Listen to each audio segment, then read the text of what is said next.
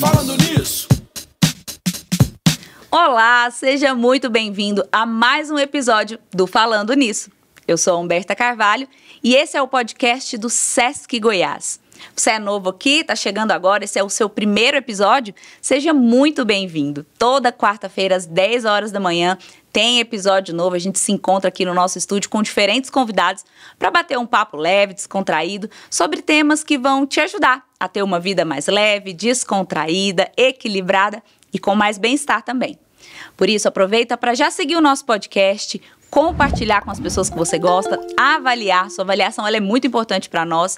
E nós também estamos no YouTube, no canal do Sesc Goiás. Por isso, segue o nosso canal, ativa as notificações para não perder nenhuma novidade, interage com a gente nos comentários. E se você gostar do episódio de hoje, aproveita para compartilhar nos seus grupos de WhatsApp, nas suas redes sociais, porque se fizer sentido para você, pode ser que faça sentido para outras pessoas também. Então, eu espero que neste episódio a gente possa te fazer companhia, seja no trânsito, na academia, em casa, onde você estiver. Eu espero de coração que quando terminar, que você tenha aprendido algo muito importante com o nosso tema de hoje. Porque hoje nós vamos falar sobre positividade tóxica. Como driblar a falsa felicidade e alcançar o otimismo realista. Quero começar te perguntando se você conhece uma pessoa good vibes, sabe? Aquela pessoa que tá sempre de bem com a vida, que nada abala. Ou também aquela pessoa que vive no mundo de Poliana, enxerga o mundo cor-de-rosa, sem maldade, sempre acreditando no melhor das pessoas e da vida e ignorando os sentimentos negativos e as coisas desagradáveis. Conhece? Eu conheço. E aí você pode me perguntar assim, mas Humberta, qual é o problema nisso? Afinal, não é bom que a gente veja o lado positivo das coisas? E é aí que muita gente pode se enganar por confundir o otimismo realista, aquele que é saudável, com a positividade tóxica. E esse engano, que pode parecer algo simples, pode causar muitos prejuízos para a nossa saúde mental. O que é a positividade tóxica? Quais as consequências dela? Como mudar esse comportamento e se tornar um otimista realista? E para conversar sobre esse assunto, sobre esse tema, eu recebo aqui no nosso estúdio, dois convidados muito especiais, o Caio Fábio Martins, ele que é psicólogo, especialista em psicologia organizacional e gestão de pessoas, mestrando pela Universidade Federal de Goiás, gestor de RH, professor universitário e psicólogo clínico, e ele possui atuação em diversas organizações com foco em bem-estar e saúde mental. Caio, seja muito bem-vindo, muito obrigada por aceitar o nosso convite de estar aqui hoje. Eu que agradeço, é um prazer estar aqui com você, com a Carmen. E eu recebo aqui também, o Caio já adiantou pra gente, a Carmen Silvia Carvalho, ela que é sócia fundadora do Instituto de Gestão e Psicologia Positiva, pedagoga, mestre em Educação, Linguagem e Tecnologias, especialista em desenvolvimento humano, psicologia positiva e inteligência emocional, consultora e palestrante na área de desenvolvimento humano, bem-estar, liderança positiva, educação positiva, educação socioemocional, gestão de pessoas e carreira. Carmen, muito obrigada por ter aceitado o nosso convite. Estou muito feliz de ter você aqui hoje. Eu também, Humberta. Estou muito feliz e esperava ansiosa esse momento. E alegre por estar aqui com o Caio também, nesse bate-papo. Que bacana. Eu conheço gente good vibes. Vocês conhecem? Sim, a cidade está lotada deles, né? E é engraçado, Humberto, que parece um pouco de irresponsabilidade esse movimento Good Vibes, né? A gente vai encontrar alguns, no meu caso, na docência, às vezes na atuação nas organizações, a gente vai encontrar alguns profissionais, alguns alunos que parecem ser descompromissados. Os problemas da vida são adiados, deixados de lado, e a vida segue, como se não houvesse problema. E aí isso gera um dano muito grande para quem convive com essas pessoas, né, Carmen? É isso aí. Eu diria que eu conheço eu mesma.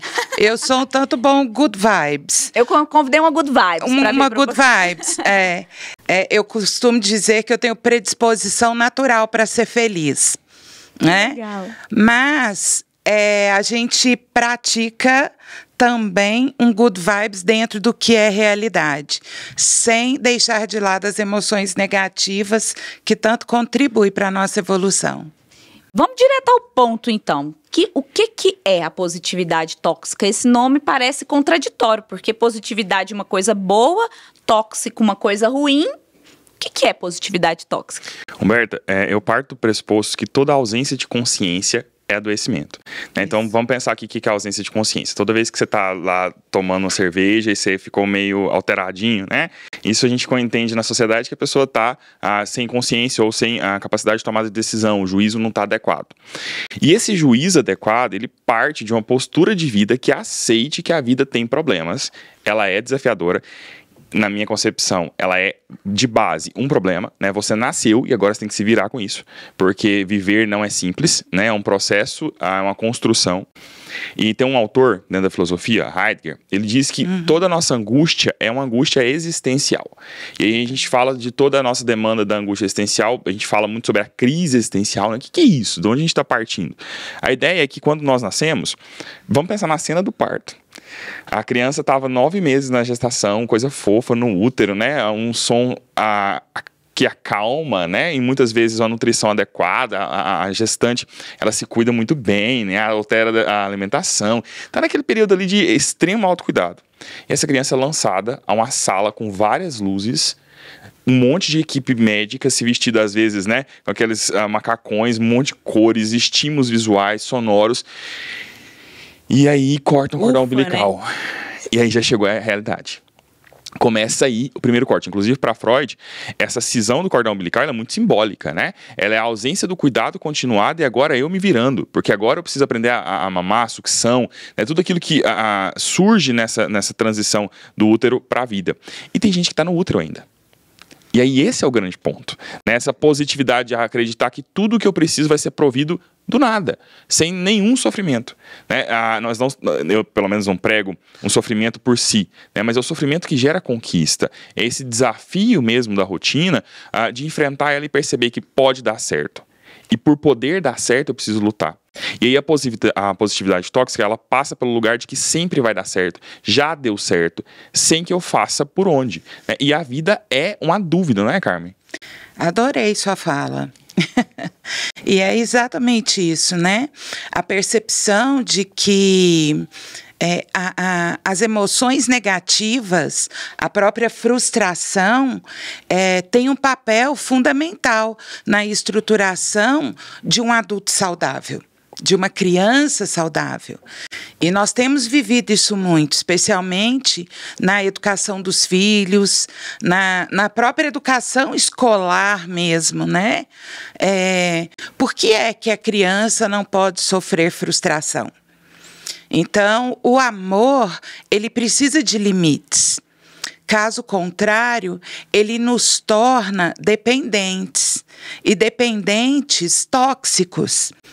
E o mesmo sistema dopaminérgico que vai atuar lá no nosso sistema motivacional, trazendo prazer, por exemplo, diante de uma realização, a frustração, ela nega essa rede dopaminérgica. O que é a rede dopaminérgica?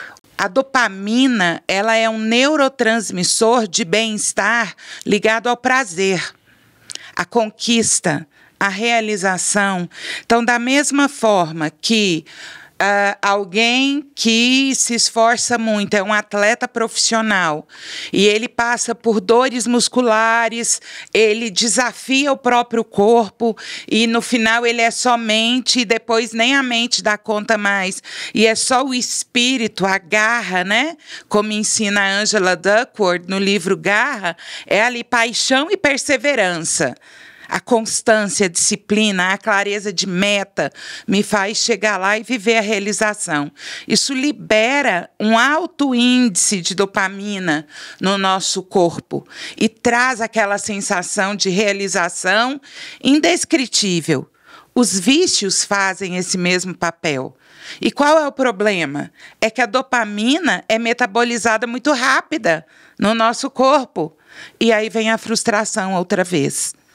E as pessoas que não conseguem viver a frustração acabam escolhendo caminhos viciosos, inclusive de não luta pela vida, de não busca da saída da zona de conforto. E isso é altamente adoecedor, não é, Caio? É interessante a Carmen falar sobre essa questão da zona de conforto, porque a realidade, ela nos tira da ideia da zona de conforto. Sim. A realidade não é confortável. Né? Independente da sua posição social, independente das relações que você estabelece, você precisa caminhar para manter as suas relações funcionando. Né? Quando a gente vai falar de casamento, amizade, a vida profissional, a gente precisa fazer muita coisa. Isso tudo tira a gente da nossa zona de conforto. Em última análise, nós buscamos o equilíbrio. A gente quer o tempo todo gastar o mínimo de energia. Nosso organismo foi programado para isso. Então, quanto menos, mais. Só que o menos, o menor gasto energético, ele vai gerar um processo de adoecimento. Exato. Ele vai cristalizar. A ideia de cristalização nos remonta a um processo de travar, né? De parar no tempo, parar nos lugares e não se movimentar. Ao contrário disso, é musculatura. E musculatura se desenvolve com rompimento de fibra. Então, romper fibras é esse deslocamento do lugar daquilo que já está posto, né? Eu já estou num lugar bacana, beleza, qual que é o caminho agora? Ou eu avanço, ou retrocesso. Essa paralisia, ela não existe, o mundo está em movimento, está todo mundo se movimentando. Você vai parar? Como assim? E aí a gente, claro, nós temos alguns movimentos de adoecimentos nessa relação. Porque essa positividade tóxica, que é o tema da nossa discussão, ela é a negação do princípio de realidade. O que é princípio de realidade? Eu abrir os olhos para o mundo. Eu dar conta desse lugar e não é para eu pegar um monstro e criá-lo como se ele fosse invencível. Mas entender que no meio dos anjos existem demônios. E tá tudo bem. A vida é assim mesmo. E aí eu vou caminhando nesse processo. Ontem eu ouvi uma frase que diz que ou você vai ser uma árvore que vai ser podada e vai gerar frutos, porque toda árvore precisa ser podada em algum momento, ou você vai ser cortado. Qual que é a sua escolha? Né? Eu vou lidar bem com as podas? E na área organizacional, principalmente, a gente sofre muito com isso. Porque aí você vai dar um feedback para um colaborador, é um processo de desenvolvimento. Ninguém é perfeito. Inclusive nós que estamos na atuação de gestão de pessoas não somos, é óbvio. Mas a gente precisa falar, né, desse lugar de reflexão. Aí você vai sentar, bater um papo. A pessoa vira para você e fala assim, não, eu não sirvo para ficar aqui. Eu não dou conta de ficar aqui porque eu não aceito que alguém critique a minha postura.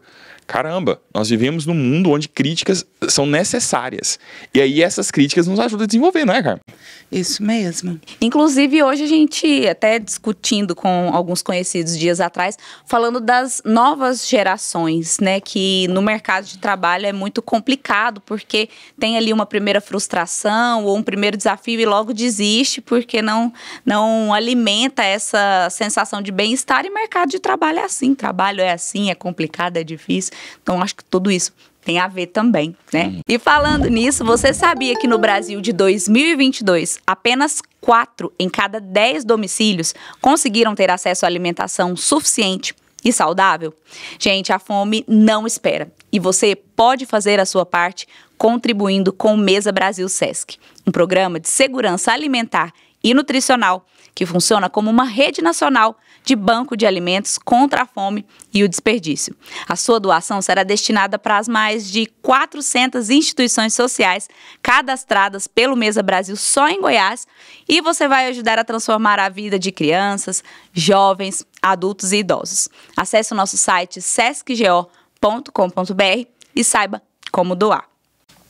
Gente, eu queria saber de vocês, assim, quais as consequências, né, os principais prejuízos dessa positividade tóxica para a nossa saúde mental. Uma coisa muito importante, e o Caio trouxe isso muito bem, a ideia da musculatura, né, é que nós vamos caminhando entre 2 extremos muito perigosos. O da rigidez absoluta e o da falta de tônus emocional e mental, né? Da falta da força daquela musculatura. Se nós pensarmos que alguém que não desenvolve uma musculatura na infância terá problemas em se locomover, nós podemos usar essa mesma ação para a nossa saúde mental. Como é que eu posso desenvolver uma emoção saudável quando eu não aprendo a buscar e a lutar pelos meus sonhos, pelos meus objetivos? Eu dizia ontem, o Gabriel Chalita, que é um filósofo, escritor, ele tem uma frase que eu gosto muito, em que ele diz assim: Quem não sonha se converte em perigo para si e para os outros, porque já não tem por que ganhar ou perder. Então, quando nós não temos esses sonhos que nos levarão na maturidade à constituição das metas de vida, daquilo que eu preciso ter como horizonte e enfrentar os desafios para chegar lá, eu vou impedindo a minha musculatura emocional e, consequentemente, a minha saúde mental de se desenvolver com prosperidade e abundância. A professora Susan David, no livro Agilidade Emocional, ela faz uma crítica muito severa a nós rejeitarmos as emoções negativas, dizendo que isso nos levaria a uma vida de maior segurança psicológica e de maior saúde mental. E que isso não existe, porque quando nós negamos as emoções negativas, nós deixamos de estabelecer aquilo que nos torna aptos para caminharmos, que seria, então, a flexibilidade cognitiva, a própria questão da clareza de metas e dos desafios a serem enfrentados. Nós nos tornamos inaptos à conquista das nossas metas. Não é isso, Caio? Pois é, é interessante pensar sobre esse lugar da negação das emoções negativas, né? A gente trabalha muito com a ideia de resolver problemas e parece que a gente está o tempo todo querendo dar conta de tudo. E a positividade tóxica, ela pode caminhar na ideia de que eu não vou resolver nada porque não existe problema, ou que eu vou resolver tudo porque tudo é passível de ser resolvido. E eu sou um super-herói. Exato. E aí você falou sobre essa questão de não respeitar a musculatura, né? Qual que é o principal problema de um atleta? Ele não se preparar para uma competição e ele vai além do que ele deveria e ele vai gerar uma ruptura. A gente viveu isso com uma situação recente aí na Copa, o Neymar machucando no campo. Claro que foi uma situação diferente, mas poderia ser uma hiperexposição do músculo, por exemplo. Na nossa rotina, às vezes a gente trabalha demais, vai além do que deveria nos relacionamentos, né? Fala demais ou fala de menos. E esse desrespeito do compasso da vida, né? Ele começa a gerar uma desconstrução da nossa realidade. A nossa realidade nós temos vários problemas, e se eu for parar para pensar nos problemas, eu tenho, sei lá, milhões. Eu não dou conta de resolver todos. Isso é certeza. Até porque alguns só podem ser resolvidos se eu resolver outros. Então eu preciso caminhar nesse processo. Exato. Existe uma hierarquia de problemas. É uma hierarquia de problemas, exatamente. E aí, quanto mais eu vou me observando a minha realidade, mais eu vou dando conta desse mundo, né? Mais eu vou entendendo o que tem. E principalmente, aí eu acho que a psicologia positiva contribui muito. Quais são as minhas forças? O que eu já tenho de desenvolvimento até aqui? Exatamente. Porque é isso que vai me preparar para encarar o mundo. Porque aí um dos grandes problemas que a gente enfrenta, inclusive no consultório clínico, o paciente chega dentro do consultório e ele diz, olha, eu não sei nada, eu não dou conta de nada, a minha vida é um completo desastre. E aí, tudo bem, pode ser uma realidade muito complicada, e às vezes é realmente muito complicada, né? Você acabou de falar sobre a situação da fome, por exemplo. Eu já trabalhei no SUS, e lá você encontra a senhora que não tem dinheiro, com filhos, às vezes, aditos, né? Numa situação de exposição absurda da realidade do sofrimento. Mas o que tem ainda? No mínimo tem vida. E se há vida, há esperança. Isso não é uma frase fofa, não. É uma realidade, né? Se há vida, há o que fazer. E quais são os caminhos desse fazer hoje? E aí eu vou caminhando com esse processo. Então, quando eu estou adoecido, eu não consigo observar na minha realidade capacidade de ação. Né? Eu começo a dizer, não tenho o que fazer, não dá para fazer nada. Nas organizações, a gente vê muito o seguinte cenário. Às vezes a organização está com um problema, por exemplo, recuperação judicial. Os funcionários meio que paralisam. Ninguém faz mais nada. Você olha e fala assim, gente, mas pera lá, a gente tem um problema para resolver, a gente tem uma dívida na justiça que eu preciso pagar. Como é que eu vou fazer? Não, mas é porque a empresa vai falir, então assim, não dá não, deixa, sabe? Nossa, preguiça. E aí ontem, inclusive, saiu a notícia de que a Oi saiu da recuperação judicial, e foi a maior recuperação judicial do estado do Rio de Janeiro até hoje. Nós estamos falando aí de mais ou menos 250 bilhões de reais de dívidas que eles pagaram. E aí eu fiquei pensando sobre isso. Falei, gente, mas você tem que ter uma capacidade cognitiva de reflexão para ser um diretor dessa empresa? Absurdo. Porque tá todo mundo parado, todo mundo adoecendo, porque um processo de recuperação judicial gera à empresa um sofrimento absurdo, e alguém tem que dar conta de ser positivo de forma assertiva. Encontrar caminhos que são andáveis, pisáveis, né? Porque não são caminhos aleatórios. E esse eu acho que é o grande desafio de sair desse processo de adoecimento. É saber o que realmente dá para fazer. Porque o ideal, minha querida, não necessariamente é o real. E aí esse processo de trazer o ideal para o real é o que nos permite fazer de fato. E o contrário da positividade tóxica é o otimismo, né? Mas não só o otimismo por si só, mas aquele otimismo realista. O que é esse otimismo realista? Como que ele se dá na nossa vida? Ou pode se dar, né? O otimismo, ele é irmão da esperança, né? Então, é importante que a gente compreenda que eles não são sinônimos, eles são parentes.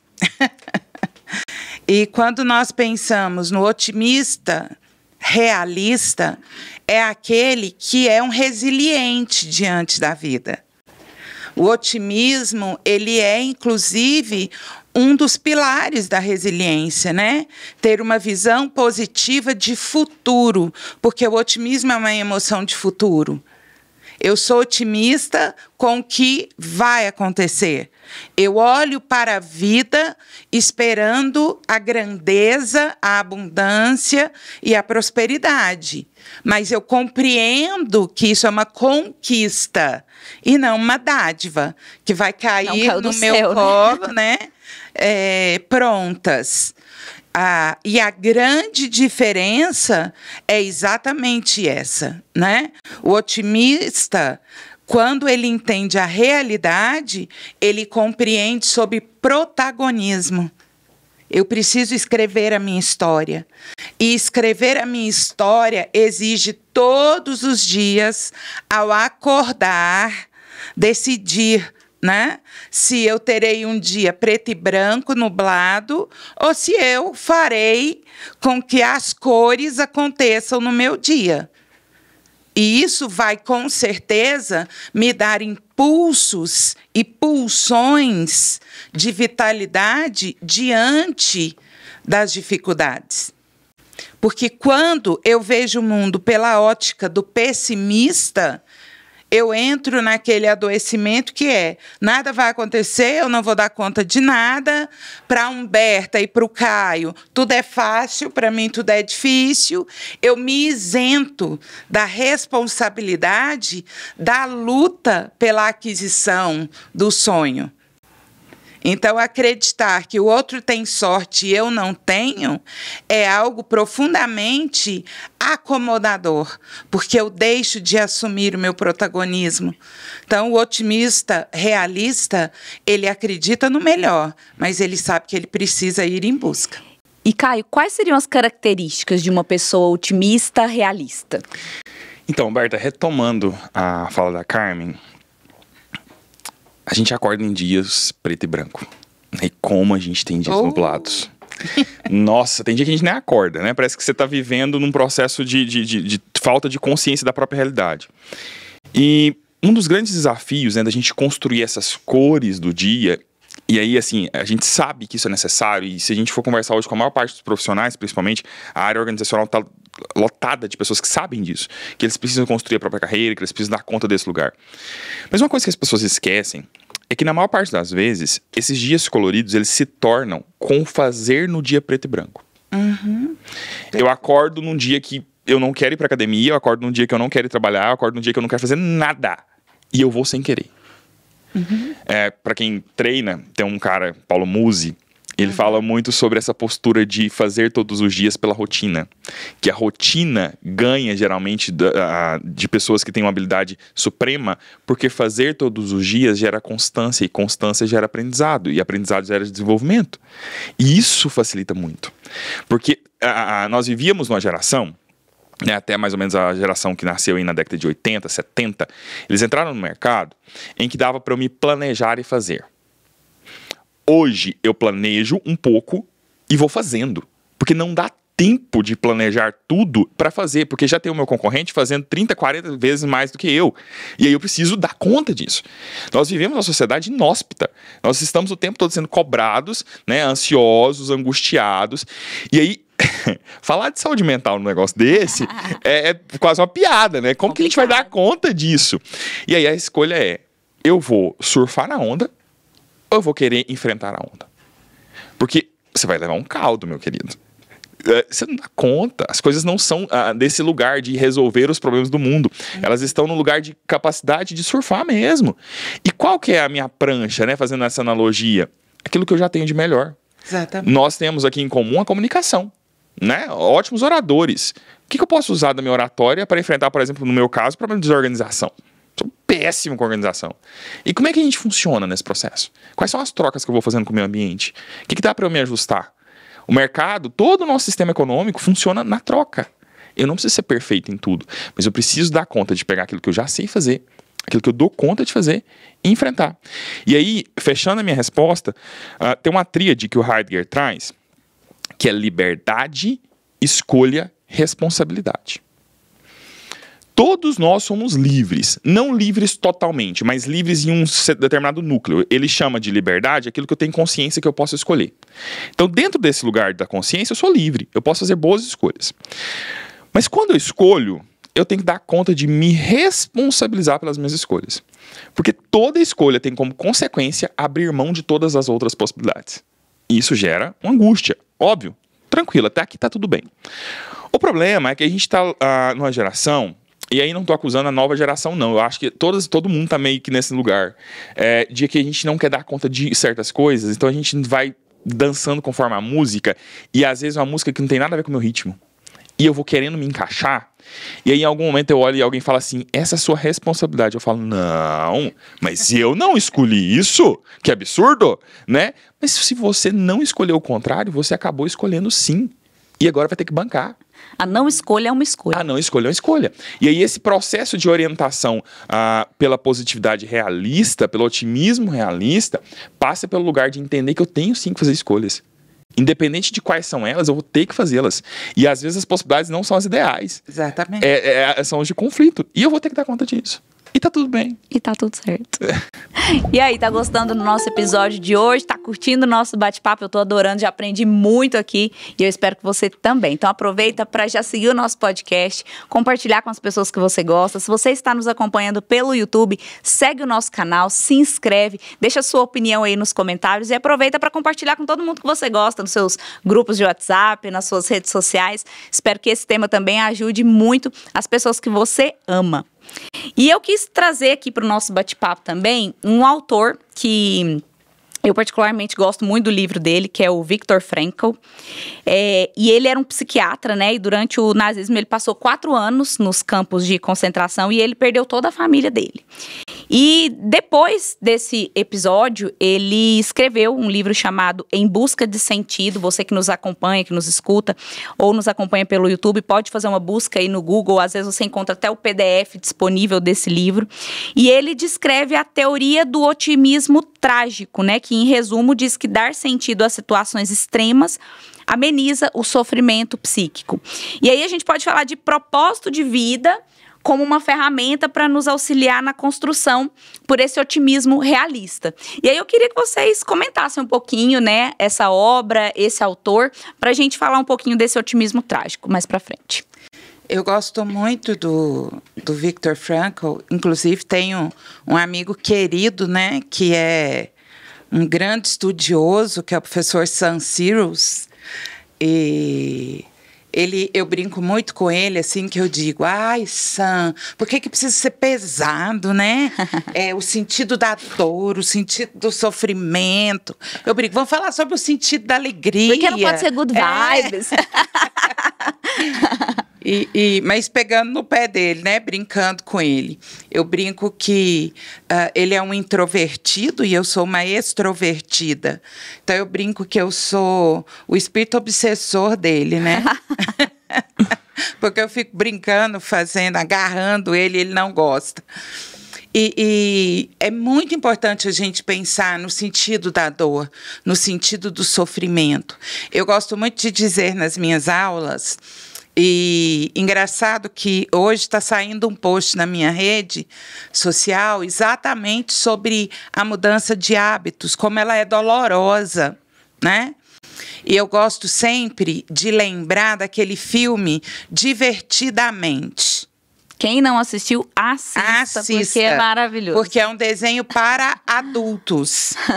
E eu digo sempre, quem é que estrutura a psique daquela criança, da Hayley, né? Hayley. Que é a personagem principal. A alegria fez de tudo para não deixá-la se contagiar pelas outras emoções. Mas foi só na tristeza que ela percebeu o sentido da família, dos amigos, né? Eu me emociono. Eu também. É. Então, na tristeza, sabe aquela coisa assim, por que a gente só dá valor quando perde? Por que todo mundo estava torcendo para o Marrocos? Não é? Porque a dor, ela sensibiliza. Então, existe, inclusive, um sentido social da dor. E quando eu me coloco na positividade tóxica, eu abro mão, inclusive, da empatia. Porque se eu não percebo a dor, eu não consigo perceber o seu momento de dor. Eu não consigo sequer, por exemplo, na organização como seu líder, te posicionar sobre todos os recursos que você tem, sobre todas as suas forças e os seus talentos, porque são deles que virão o otimismo, a força e a resiliência. Então, esse otimismo trágico, esse reconhecimento da importância que a tristeza, a raiva trazem para as nossas vidas, ele é muito importante. Eu me lembro quando eu fiz um assessment que mostra ali a espiral do nosso desenvolvimento moral, né? E a cor que representa essa pulsão da raiva, da luta, da passionalidade é o vermelho. E eu tinha 0% de vermelho. E eu comecei muito a refletir sobre o meu good vibes. Por que é que eu não me permito sentir raiva quando alguém me fere? Por que é que eu me torno tão elástica na empatia a ponto de permitir-me ser assediada pelo outro? Porque sou eu que me permito, sou eu que me coloco nessa posição. Então, em busca de sentido, ele vai mostrar tudo isso para nós. E sobre a importância de nós sabermos quem nós somos, sabermos da origem da nossa essência. E, para isso, a dor se transforma numa escala de amadurecimento e não mais um ponto de ruptura da nossa história. Não é isso, Caio? É interessante pensar sobre o Victor, né? Porque a logoterapia, né? Que é a escola que caminha hoje no sentido da existência, ela, durante muitos anos, se negou a existência dela no Brasil, né? A logoterapia não era traduzida porque ela era muito angustiante, né? Então, assim, para que a gente vai oferecer isso para o nosso aluno, né? Eu que estou dentro da graduação, os alunos chegam na faculdade de psicologia querendo resolver um encéfalo humano, né? Então, vamos traduzir as emoções, vamos tratar do homem como se isso fosse um objeto, né? Como se não fosse tão complexo, né? E a gente que já está um pouquinho nesse caminho, a gente já sabe que não é bem assim. E a logoterapia vai falar desse sentido da existência que passa pela angústia de dar conta da própria existência. Exatamente. Retomando a minha fala, né, sobre essa questão do nascimento. Gente, eu não escolhi nascer. Peraí, o que eu tô fazendo aqui? Que rolê que é esse? Quem me jogou nessa encrenca aqui, né? Porque tem umas coisas muito perturbadas na nossa rotina que você fala, gente, como assim? Exato! Segunda Guerra Mundial, pais morrendo, como assim? Sabe, que rolê que é esse? Eu não escolhi isso. E eu tenho que dar conta de me responsabilizar, porque aí tem a responsabilidade do infortuito, daquilo que não é escolha minha, mas eu tenho que dar conta de enfrentar. Sim. A realidade é essa. E quando o Victor vai falar sobre esse sentido da vida, a gente precisa de caminhar para um lado que a gente fala ainda pouco, que é a espiritualidade. Exatamente. Não necessariamente a espiritualidade religiosa, mas o sentido da vida. A de fato, transcendência. a transcendência, Carmen. E nós vamos falar disso agorinha. Esse movimento, né, de encontrar a luz das coisas, né? Qual é o meu norte maior e, principalmente, entender que em tudo que eu vou fazer eu posso atingir o meu sentido da vida. Exatamente. Se eu tô num podcast, eu posso fazer isso. Se eu tô na clínica, eu posso fazer isso. Se eu tô como professor, eu posso fazer isso. Se eu tô em casa com a minha família, eu posso fazer isso. E esse processo de dar conta de cumprir o meu sentido em todos os momentos vai dando leveza para nossa rotina. Porque você já pensou se o meu sentido só for cumprido no palco? Ou se eu só for cumprir o meu sentido da vida em um lugar que eu vou demorar anos para chegar? E quais são os caminhos que eu fui trilhando? O que eu fui deixando nesses caminhos? O que eu fui carregando nessa minha mala da existência? Né? E aí, quando a gente fala sobre o desenho da meritocracia, né? A Carmen citou essa questão de não se respeitar, né? De não querer enfrentar a sua raiva, a sua angústia quando o outro te machuca ou te faz mal. É a gente entender que todos nós estamos em pontos diferentes da existência e que o sentido da minha vida, ele tá ligado à minha história. Exatamente. Por mais que essa história ela seja compartilhada, ela vai criar raízes, ela vai ser gamificada na sociedade, eu não posso separar a minha lógica de vida eu devo separar a minha lógica de vida para a lógica de vida do outro. Afinal de contas, Cada um tem a sua realidade, né? Cada um tem a sua realidade. E aí, como é que eu vou fazer para encontrar o meu sentido na minha história? Porque, às vezes, eu olho para minha realidade e falo, nossa, mas eu tô muito aquém de fulano, de Beltrano. Sabe, às vezes no desenvolvimento profissional, outras vezes é no pessoal mesmo, sabe?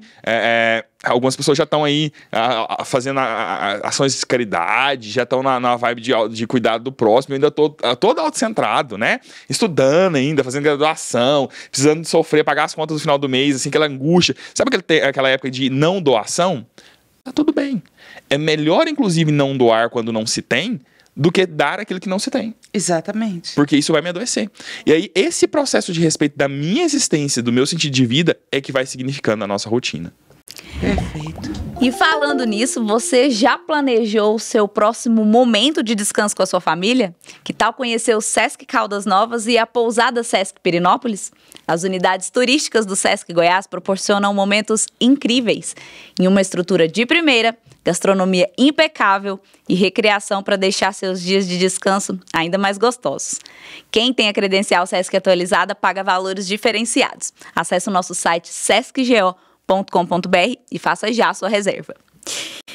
Gente, nós poderíamos ficar aqui um episódio inteiro falando sobre propósito, né? Que é o sentido da vida, porque a gente que já estudou sobre isso, foram aulas e aulas para entender, leituras e leituras para conseguir chegar a um consenso. Mas eu não quero deixar que o nosso ouvinte hoje, a pessoa que está nos acompanhando, saia desse episódio sem entender o que é o propósito de vida, né? Esse encontrar sentido na vida que vocês estão falando. E como que eu posso, pelo menos, começar a trilhar um caminho para encontrar o meu propósito? Porque, como o Caio bem disse, cada um tem a sua realidade, cada um tem o seu propósito de vida. Ótimo.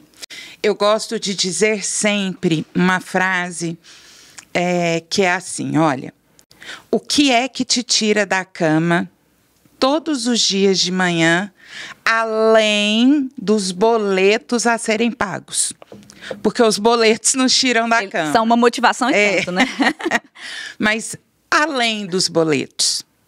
E uma coisa muito interessante de nós percebermos é que, ao longo da nossa trajetória, nós vamos passar por propósitos diferentes.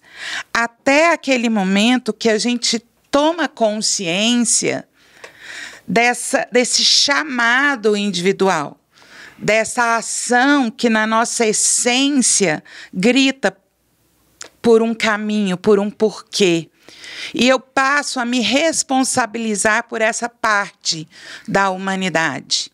Então, como o Caio trouxe na fala dele, há um momento da vida que a parcela da humanidade que eu estou pronto para contribuir sou eu mesmo e sem minhas cópias. Nem a Irene entra, né? Então, é aquele momento mesmo egocêntrico. Eu ainda estou descobrindo quem eu sou, o que eu quero. E olha só, a gente considerava antes da pandemia o adulto emocional a partir de 22 anos, em média. Então, veja que por mais que essa meninada aos 16, aos 18, estejam aí, né, com aquele corpão de adulto, precisando carregar um peso de escolher uma profissão aos 15, 16 anos, né, para a vida inteira. Gente, o que a gente entende como vida inteira aos 15 anos? Então, quando nós pensamos que aos 15 anos o propósito é ter coragem de enfrentar o inusitado, ter coragem de entrar numa universidade, testar algo que eu acredito que vai conversar com o meu desejo de existir, já é um propósito, já é um sentido. À medida que eu vou tendo mais consciência do outro, do meu papel social, seja na igreja, no clube, na equipe de jiu-jitsu, na equipe de natação, eu passo a ampliar este sentido de vida.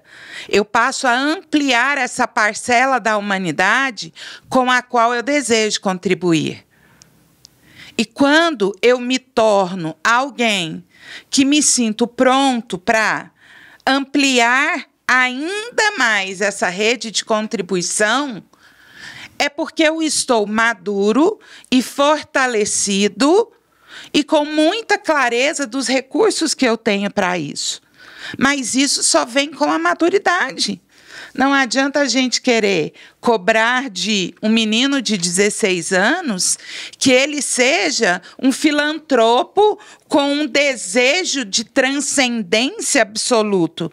Né? Aquela coisa de Miss Brasil, qual é o seu sonho? A paz mundial. Uhum. Qual a sua parcela de contribuição para a paz mundial? Está lá puxando o cabelo da outra para ver se ela tropeça. Né? Então, essa consciência ela é muito importante. Hoje, o que é que te tira da cama, além dos seus boletos? É passar no vestibular? Se comprometa com isso. É ser campeão da Copa? Se comprometa com isso. É ajudar a sua família, que é o que você pode hoje, se comprometa com isso, com a sua melhor versão. Mas entendendo que você precisa ser parte do seu sentido. Não adianta cuidar do outro sem cuidar de si. Não é isso, Caio? Olha, Carmen, é bacana porque a gente fica nesse lugar de reflexão também, né? De pensar sobre a nossa história e eu compartilho muito dessa crítica, né? A gente precisa parar de cobrar dos outros o sentido da vida se a gente não encontrou o nosso. Né? E aí a gente precisa primeiro dar conta disso. A gente está numa sociedade que as pessoas não sabem o que estão fazendo. Nós não sabemos. Em vários momentos a gente se vê perdido. Sim. E tudo bem. A melhor forma de se encontrar é estar perdido. Né? Quem não sabe que está perdido, não busca tentar se encontrar, né? Então, nós estamos no mesmo barco. O nome dele é Titanic. A situação... Estou perdido, me acho. É melhor, se perca comigo. Tipo isso. A situação que a proposta de tentar auxiliar o nosso ouvinte, né? O nosso espectador a entender esse lugar, eu elaborei 3 perguntas que eu acho que fazem algum sentido pelo meu trajeto, né? Eu encontrei o sentido da minha vida me perguntando o que eu faço de melhor. O que para mim é muito tranquilo, que eu gosto muito de fazer, me custa pouco e para os outros é muito difícil. No meu caso, por exemplo, da aula. Eu acho que também é o seu, né, Carmen? As pessoas acham muito difícil falar em público. Meu Deus, elaborar uma aula, como isso é complicado. Eu falo, gente, mas é tão simples. É tão gostoso. Tão gostoso, né? É uma troca tão legal. Por que esse povo sofre tanto? O que eu faço de melhor que agrega na vida dos outros? As pessoas olham para mim e falam o quê quando eu faço certas coisas? No meu caso, é muito comum no final de semestre, por exemplo, o aluno chegava e falava, nossa, professor, você deu uma aula assim, assado, meu Deus, mudou minha vida. Eu falei, gente, mas não era pra mudar a sua vida, era só pra você aprender o conteúdo, menino. E aí, na hora que você vê esse movimento, aí você fala, gente, isso é bacana, isso realmente desenvolveu. E por último, o que eu faço que constrói o meu orgulho? E aí, orgulho aqui não é um orgulho adoecido, no sentido de um ego rígido, mas é de, nossa, que bacana, eu fiz. Valorização e esse reconhecimento, né? Exato, que vai liberar emoções positivas, né? A gente precisa de liberação de endorfina, de dopamina, a gente precisa ser satisfeito com a vida também. Exatamente. E aí, o que eu tô fazendo que me traz essa troca? E principalmente, eu acho que a gente aprende o nosso propósito de vida na convivência com os outros. A gente se desenha nas nossas relações convivendo, porque é nesse lugar que a gente vai estabelecendo as nossas fronteiras de contato. Quais são os meus limites, quais são as minhas possibilidades, quando eu vou contratar um terceirizado, quando eu vou fazer, quando eu quero assumir certas demandas da minha rotina, quando eu não quero. Isso começa na casa, né? Por exemplo, eu amo lavar vasilha, mas eu odeio limpar chão, passar roupa, coisa desesperadora. Então, assim, cada um com o seu lugar, sabe? Tem gente que gosta desse ou daquele serviço. Nas nossas relações afetivas, né? Os casais, negociar algumas atividades que são prazerosas para um e não prazerosas para outra. E tá tudo bem. É esse o processo de conhecimento mesmo, de ampliar a visão sobre a realidade. Acho que a gente está numa época, né, em final e início de ano, essa transição de períodos, ela passa pelo lugar da iluminação das ideias, né? Quais são as luzes que eu posso trazer à minha realidade? Sobre o que eu posso pensar? E é esse pensamento, esse olhar para a vida, inclusive para a história, até onde eu já caminhei, que a gente vai encontrar nosso sentido, nosso propósito. Ai, gente, que aula, hein? Queria ficar aqui mais 50 minutos com vocês, mas não tem jeito. Que pena. Eu acho que a gente vai ter que fazer versão 2, né? Segunda versão, porque o papo tá muito gostoso. Mas a gente precisa terminar, infelizmente. E para terminar, eu queria propor um desafio para vocês. Queria que vocês compartilhassem com a gente uma palavra, uma expressão que vocês gostam, que vocês usam no dia a dia de vocês. E por que vocês gostam? Posso começar? Pode. Tem uma música do Marcos Almeida que chama Esperar é Caminhar. E acho que um dos grandes desafios para a nossa sociedade ansiosa é aprender que esperar também é caminhar. A gente não precisa fazer tudo agora. A gente pode adiar as coisas. Se isso for planejado, isso pode ser muito saudável. Sabe, deixar para depois pode ser a nossa oxigenação. De eu não preciso fazer para ontem. Sabe, tem vida ainda para gastar, né? Então acho que a grande frase da minha vida tem sido essa: esperar é caminhar. E você, Carmen? Então, eu tenho 2 frases que me norteiam muito e que representam o sentido da minha vida. A primeira delas é do Hermann Hesse, e ele diz assim: o mundo depois de nós tem que ser melhor, porque nós caminhamos sobre ele.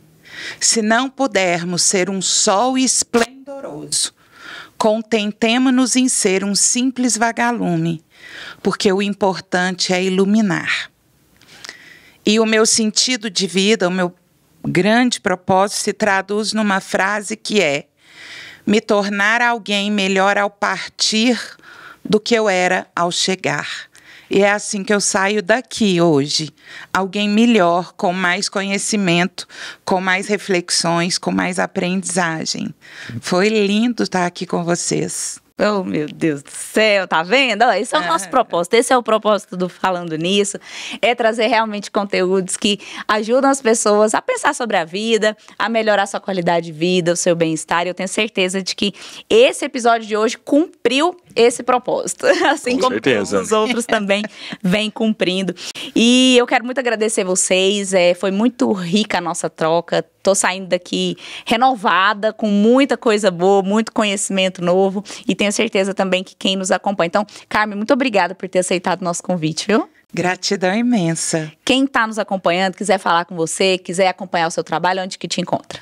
Me encontra no Instagram, Carmen, com N de navio, Silvia Carvalho. Eu estou à disposição sempre, me chamo por direct, sou super acessível. Também na minha bio tem o meu WhatsApp pessoal, sou sempre muito acessível. É verdade, isso aí eu tô de prova. Afinal de contas, o meu sentido é iluminar. Tá vendo? Oh, meu Deus do céu. Caio, obrigada por estar aqui com a gente hoje. Foi muito bacana a sua contribuição e você enriqueceu bastante o nosso bate-papo também. Imagina, eu que agradeço, Humberta, pelo convite. É um prazer estar com a Carmen aqui, né? A Carmen, eu estudei no IPOG, então a gente sabia das aulas dela, dos brilhos que ela trazia às outras turmas, nossos colegas, então é muito bom compartilhar desse espaço. O meu Instagram, né, para quem quiser conhecer um pouco mais do meu trabalho, e inclusive, né, a contactar, da mesma forma da Carmen, tem no WhatsApp na bio, é @Caio com C, @Caio Fábio Martins, você encontra tudo lá, e agradecer pela oportunidade de aprender, né? Eu acho que a viver é isso, viver é um processo de aprendizado, e a gente está aqui nesse caminho e eu aprendi muito com vocês hoje. Obrigado. Obrigada, gente. E aí, gostou do nosso episódio de hoje? Fez sentido para você? Então segue o nosso podcast, avalia. Sua avaliação é muito importante para nós. Compartilha com os amigos, nos grupos de WhatsApp, nas suas redes sociais. Marca a gente aqui, marca o Sesc Goiás, marca a Carmen, marca o Caio. A gente quer muito saber a sua opinião. Eu espero muito que você esteja saindo daqui também, cheio de conhecimento e de novos pensamentos sobre a sua vida, sobre o sentido da sua vida. E eu quero finalizar esse episódio de hoje com um ditado em inglês que diz o seguinte: o pessimista reclama do vento, o otimista espera que este mude e o realista ajusta as velas do barco. Até o próximo episódio, a gente se vê. Até lá. Falando nisso.